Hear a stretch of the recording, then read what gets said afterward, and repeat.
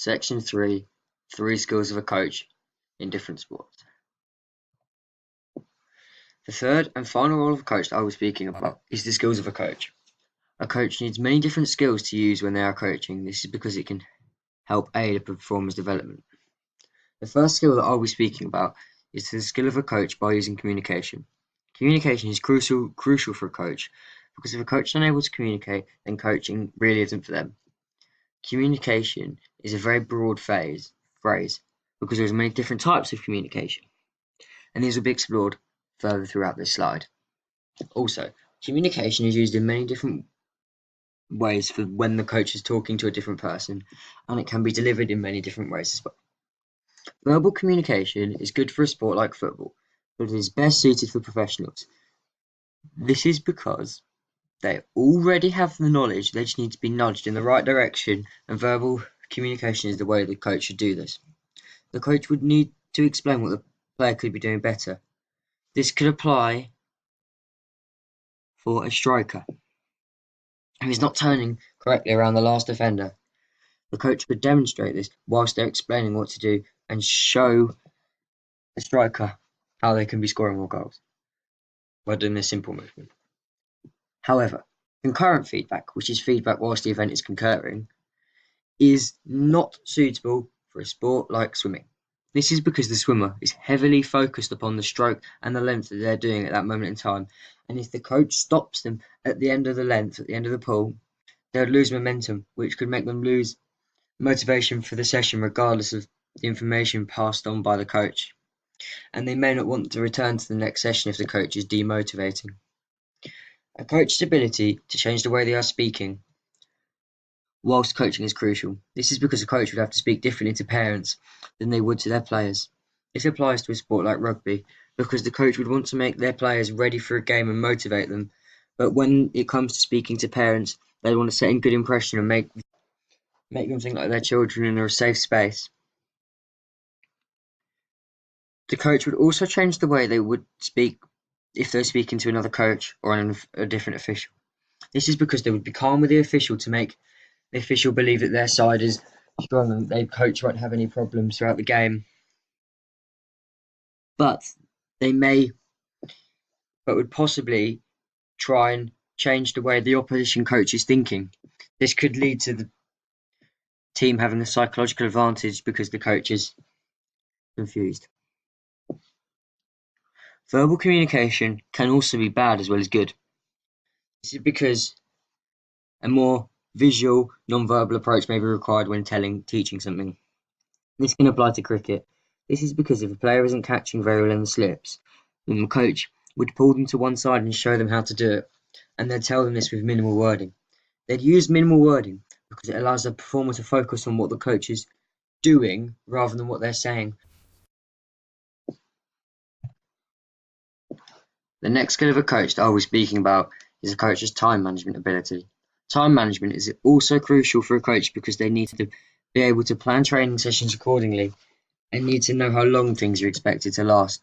Time management consists mainly of planning and adapting to change that may occur. If something has been planned, then it creates more time for better training sessions. This could be applied in a sport like rugby. This is because a coach would have planned things accordingly, so there should be time for a match afterwards. The coach would then implement things that have been taught in the session, e.g. passing off the left hand or passing off the right hand, and dummies and switches. This would help improve the players' further development. However, if a training session hasn't been managed properly, then by the end of it, the performer would probably be underimpressed with how it's gone. This relates to a sport like swimming, because if the swimmer has been pushed too much, then they may be reluctant to come back to the next session. This can occur when a coach does not plan a session and they just tell the swimmer to swim for a certain amount of time whilst they think of something that they could do that's different. If a coach has planned a session of golf, then the coach would know exactly what needs to be done. For example, a coach may say that their putting accuracy was down 35% in their previous game. So they may spend half the session just working on different putts from different areas of the greens, even using different greens, so that they can become more used to putting. This shows why planning a training session is good for time management because it allows for a more focused session to be had with the coach and the performer. Say a tennis coach hasn't kept track of the time whilst they have been coaching, they may have to be forcibly removed from the court.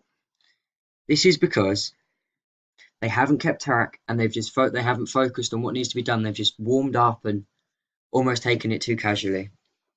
And this could impact things that need to be taught that are crucial and had to be done in that specific time slot. For example, say a competition was coming up and the player's serve was quite weak and they hadn't focused on that serve and they were only just doing forehand, backhand rallies and volleys, then the coach has not been time efficient. This would most probably annoy the player because they haven't been able to spend the time working effectively on that serve that they needed to work on, and they've just worked on things that aren't necessary for them. The final skill of a coach is a coach's organisational skills. Organisation is a very important skill for a coach to have. This is because coaches need to plan ahead, work out how to organise something, and have to calculate certain risks involved in an activity. This is why organisation is crucial for any coach to have.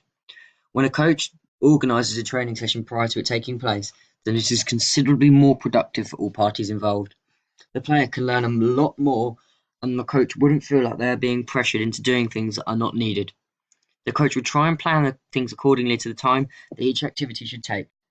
This is to increase the amount of things they can get done in each session, this would mean more things can be learned. This could apply to football because the coach may give more time to passing and dribbling drills because these are more crucial aspects of the game. However, they can become repetitive if a coach is doing the same drills. It can become extremely boring for a player. This impacts the tennis player more because they may consistently being told to do forehand, backhand drills, and they may not think that it's needed as something else like volleying close to the net. This is why a coach should take a player's requirements into consideration when they are organising a session in due course. If something has been organised, it is considerably safer. This is because the coach has planned to teach the correct techniques before putting them into practice, and they have built up on what needs to be done. This is crucial for a contact sport like rugby. This is because when a coach teaches tackling in rugby, they have to ensure that all the players have warmed up correctly. Then they have to ensure that they've done the correct technique training before they even use tackle bags. This is to stop the coach from becoming liable and, more importantly, keeps the players safe. If something doesn't go according to plan and the coach hasn't thought through his activity, then it may have to be cancelled.